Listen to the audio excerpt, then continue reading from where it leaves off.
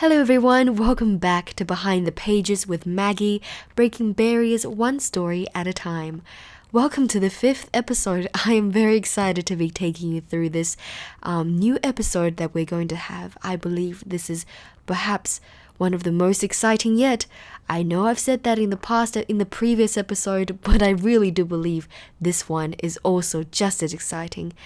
Now, I would like to say that I have been thinking about introducing something new for each episode on this channel because I think this is highly relevant with what is going on in all our lives right now, namely the pandemic. To be honest, I often personally find there are quite a lot of cultural misunderstandings that are being portrayed on the news that are really preventing everyone from, or at least preventing quite a few people, quite a group of people from being kind to one another. Therefore, on top of also observing that our previous episodes on the Ramadan and the story of Malala have done comparably well, I would really like to introduce something new to you all. I would like to embark on this new cultural expedition and journey with you as we discover something new each episode on a new culture, in the hopes of course, bridging any gaps between us as humans and just fostering a more inclusive environment where we all embrace and appreciate our differences. I've also found myself learning so much on different traditions and cultures. It is truly wonderful as it really broadened my view on the world. Now, I really hope you'll enjoy this change, hopefully, and please let me know what you think. But without further ado, of course, let's get into today's story. So today, to kick off our cultural journey, we will be exploring the Korean culture from a storybook that is loved by many called The Name Jar by Young-suk Choi. Now, before we go into the story, I think obviously, as I always do in my episodes, it is important to give a little bit of context to the story so that you will understand what is happening, I guess, potentially, throughout my reading. So here it is. Now, being the new kid in school is hard enough, but what about when no one can pronounce your name? Having just moved from Korea, Eun-hye is anxious that American kids will like her. So, instead of introducing herself on the first day of school, she tells the class that she will choose a name by the following week. Her classmates are fascinated by this no-name girl and decide to help her by filling a glass jar with names for her to pick from. But while Eun-hye practices being a Susie, Laura, or Amanda, one of her classmates comes to her neighborhood and discovers her real name and its special meaning. And on the day of her name choosing, the name jar has mysteriously disappeared. Encouraged by her new friends, Eun-hye chooses her Korean name and helps everyone pronounce it. It is Eun-hye. And now, without further ado, let's get into the story. Through the school bus window, Eun-hye looked out at the strange buildings and houses on the way to her new school. It was her first day, and she was both nervous and excited. She fingered the little block of wood in her pocket and remembered leaving her grandmother at the airport in Korea. Her grandmother had wiped away Eun-hye's tears and handed her an ink pad and a small red satin pouch. "Your name is inside," she had said. "My name?" Eun-hye had wondered. Again, she took out the red pouch to look at the wooden block with her name carved in it. As she ran her fingers along the grooves and ridges of the Korean characters, she pictured her grandmother's smile.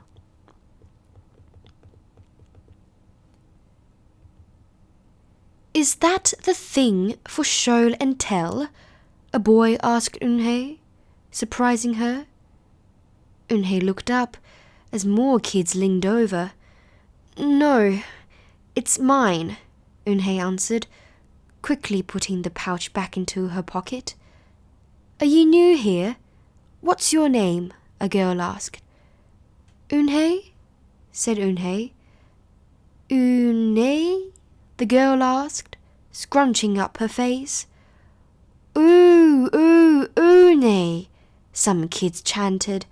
No, Eunhae corrected. It's spelled Unhei. It's pronounced Eunhae. Oh, so it's Yuhei, the boy said. Like, you, hey! What about hey you? Just then, the bus pulled up to the school, and the doors opened. Eunhae hurried to get off. Yuhei, bye-bye! The kids yelled as she left. Eunhae felt herself blush.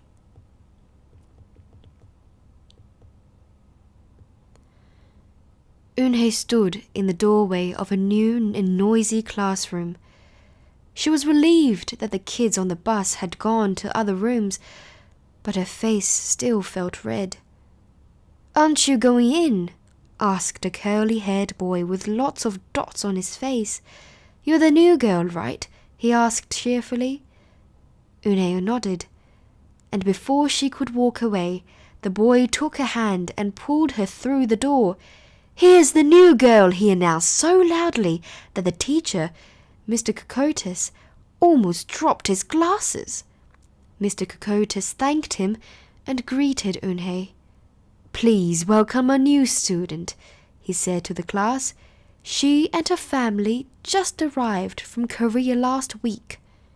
Eunhae smiled broadly and tried not to show her nervousness. What's your name? Someone shouted. Eunhae pictured the kids on the bus. I haven't picked one yet, she told the class, but I'll let you know by next week.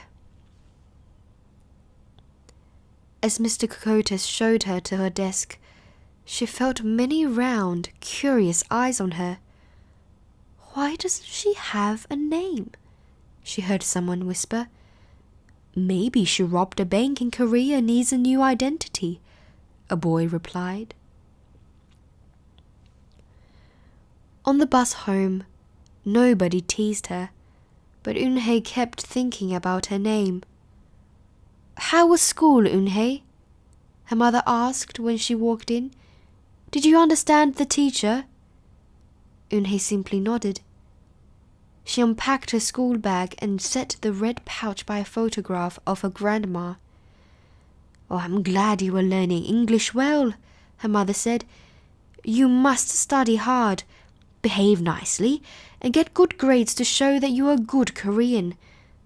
I will, replied Eunhae, but I think I would like my own American name, she said quickly. Her mother looked at her with surprise. Why, Eunhae is a beautiful name. Your grandma and I went to a name master for it. But it's so hard to pronounce, Eunhae complained. I don't want to be different from all the American kids. You are different, Eunhae, her mother said, and that's a good thing. Eunhae just wrinkled her nose. Later that day, Eunhae and her mother went grocery shopping in the new neighborhood. They passed Fatty's Falafel, Tony's Pizza, and Dot's Deli. A big graffiti-painted garbage truck roared like a lion as it took off down the street. Nothing sounded or looked familiar until they got to Kim's Market. The sign was in both English and Korean. Her mother picked up a cabbage to make kimchi, Korean-style spicy pickled cabbage, and other vegetables and meat. She also found some seaweed, Eunhae's favorite, for soup. It made Eunhae smile. Just because we've moved to America, her mother said, doesn't mean we stop eating Korean food. At the checkout counter, a friendly man smiled at Eunhae. Helping your mother with the shopping, he asked. Eunhae nodded. I'm Mr. Kim, he said. And what is your name? Eunhye, she answered. Ah, what a beautiful name, he said. Doesn't it mean grace? Eunhye nodded again. My mother and grandmother went to a name master for it, she told him. A graceful name for a graceful girl, Mr. Kim said as he put their groceries into bags. Welcome to the neighborhood, Eunhye. That evening, Eunhye stood in front of the bathroom mirror. Hi, my name is Amanda, she said cheerfully. Then she wrinkled her nose. Hi, my name is Laura. Maybe not. Her smile turned down. Nothing sounded right. Nothing felt right. I don't think American kids will like me, she worried as she began to brush her teeth. Hi, my name is Shuzi, she said to the mirror with her mouth full of toothpaste. The next morning, when Eunhye arrived at school, she found a glass jar on her desk with some pieces of paper in it. Eunhye took one out and read it aloud. Daisy. That's my baby sister's nickname, but she said you can use it if you want, said Cindy, who sat next to her. Eunhye took out the rest of the paper. Tamela, she read. I got it from a storybook, said Nate. She was smart and brave. Eunhye nodded and unfolded another piece. Wednesday? Yes, you came here on Wednesday, said Ralph. Thank you for your help. A smile spread over Eunhye's face. Ralph quickly said, We'll put more names in.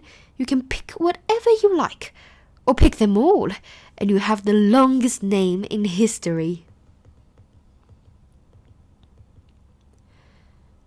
At 3 o'clock, the bell rang for the end of the school day. Eunhye looked out the window and saw it was sprinkling. It's the same rain, she thought, but in a different place. She watched other kids leaving in groups. Hey! A familiar voice called out to her. Eunhye turned around to see the curly-haired boy again. I'm Joey, he said. And you? Don't you have any name? Eunhye thought for a moment. Well, I can show you, she said, and took out the small red pouch. She pressed the wooden block on the ink pad and then stamped it on a piece of paper. This is my name stamp, she said.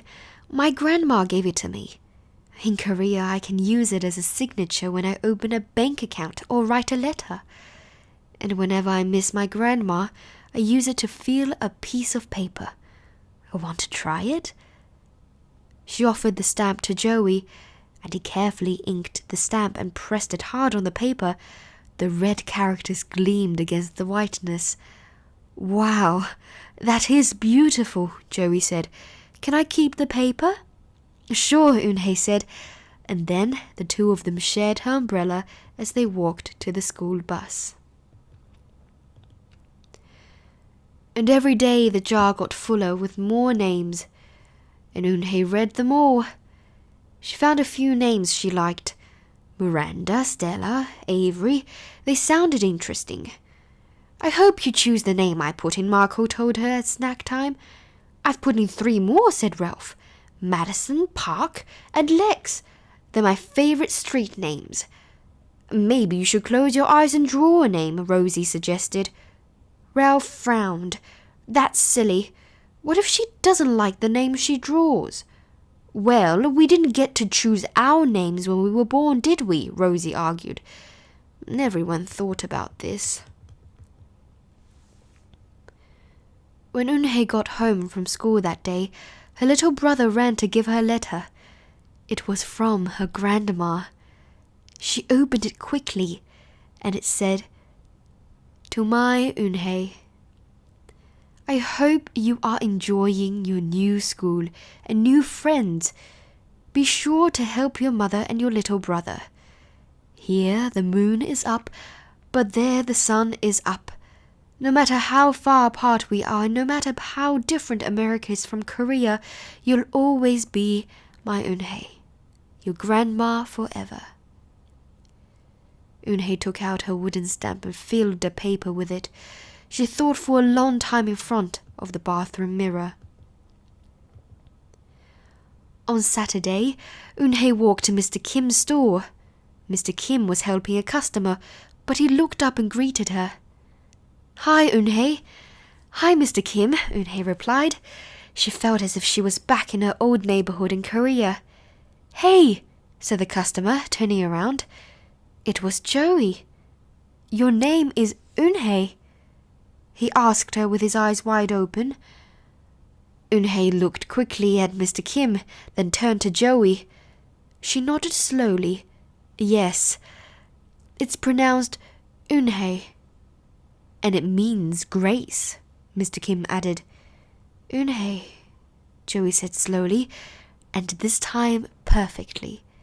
It made Eunhae smile. "I'll have it ready for you tomorrow," said Mr. Kim to Joey. "Thank you, Mr. Kim. See you Monday, Eunhae," Joey said to her. He left before she could ask him why he was at the store. On Monday, Eunhae came to class early to look at the names one last time. But the jar wasn't on her desk. Instead, there was just a single piece of paper. Paper with a name on it. Eunhae slipped it in her pocket. "Where's your name jar?" Ralph asked as soon as he saw it was gone. "I don't know," Eunhae said. "It wasn't on Mr. Cockotez's desk or on any other desk, and it wasn't on the counters or any of the shelves." As other kids arrived, they helped look. Soon, Mr. Cockotez came in and Ralph shouted at him, "The name jar is gone! The jar with all the names in it." "Gone?" Mr. Cockotez replied. With a look of concern, he asked Eunhae, "Did you get a chance to read all the names?" Eunhae nodded. She took a breath. "I'm ready to introduce myself," she said. Eunhae wrote her name in both English and Korean on the chalkboard. "I like the beautiful names and the funny names you thought for me," she told the class. "But I realized that I liked my name best, so I chose it again. Korean names mean something. Eunhae means grace." "Grace! Grace Eunhae," shouted Ralph. Everyone tried to say it. Eunhae said her name again slowly and clearly, and soon the kids began to say it better. Even Mr. Cockotez. They applauded Eunhae's choice. "I was named after a flower," Rosie whispered to Eunhae. "Lots of American names have meanings too," Mr. Cockotez reminded everyone. And when the class was dismissed, Eunhae heard her new friends say goodbye. "Bye, Eunhae. See you tomorrow." "Goodbye, Eunhae." Eunhae said goodbye and then looked around for Joey, but he was already gone. "Eunhae, Eunhae, come downstairs," Mother called up to Eunhae. "Your friend is here." Eunhae rushed down to see who she meant, and there stood Joey. And his arms was the name jar. "Where did you find it?" asked Eunhae breathlessly. Joey looked embarrassed. Well, I took it, but only because I wanted you to keep your own name, and you did." He reached in and pulled out the names. "Do you want to keep them?" he asked. "Thank you. I'll keep them as a souvenir," Eunhae said happily. Then she pulled out the piece of paper from her pocket. "Do you want this back?" Joey grinned. "You can keep it. I'll return the name jar to the class. Maybe you could put some Korean nicknames in it for us. Names with good meanings." "I could do that," agreed Eunhae. "I've already got a Korean nickname," Joey said. "Mr. Kim helped me choose it." Carefully, he pulled a small silver felt pouch from his pocket. Then he took out a dark wooden stamp with beautiful Korean characters carved sharply into it. He pressed it on the ink pad and then on the piece of paper next to her name. Chinku, read Eunhae. That means friend. And Chinku smiled back. Well, that marks the end of the story of a beautiful Korean girl named Eunhae as she discovers who she truly is as she connects with her culture and also by helping spread it to her classmates. Now, before we end, I would really like to include this review that I have found on the website of Here We Read by Mrs. G, because I think her reflection is just what I wanted to elucidate to you all. Now, according to her, she really enjoyed this book. She could relate to little Eunhae, especially since growing up, her first name was almost always butchered on the first day of school by the teachers and students when trying to pronounce it. She doesn't recall anyone ever making fun of her name. They just couldn't say it until they got used to it. And I could definitely relate to that as well, since I also grew up trying to explain to my classmates and my friends how to pronounce my name in Chinese. And I have always found it it's a process, obviously, but I think it's also a very meaningful one as we interact with each other by engaging with each other to spread this culture. And I think that is just very important and imperative, especially at this moment. Furthermore, I would like to add that I think this is a beautiful story that all children can relate to. I find Eunhae's strength and courage at the end of the story to be truly inspirational.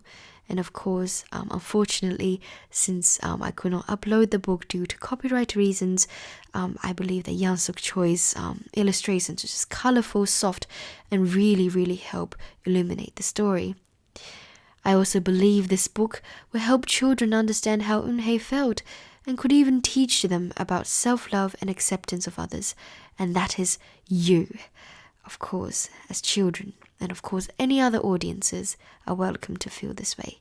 Now, this book also introduces topics like having respect for other cultures and friendship. And overall, I think The Name Jar is a delightful story for preschoolers and young elementary students. But of course, as I've said before, it is really for anyone. I hope you really have enjoyed the story. And of course, today, I think this will mark the end of our episode 5 of Behind the Pages with Maggie, breaking barriers one story at a time. Thank you so much for joining me today and for listening me to reading this wonderful story on the Korean culture, on this wonderful girl called Eunhae, in the book called The Name Jar by Yang Suk Choi. I hope to see you next time soon. Goodbye for now.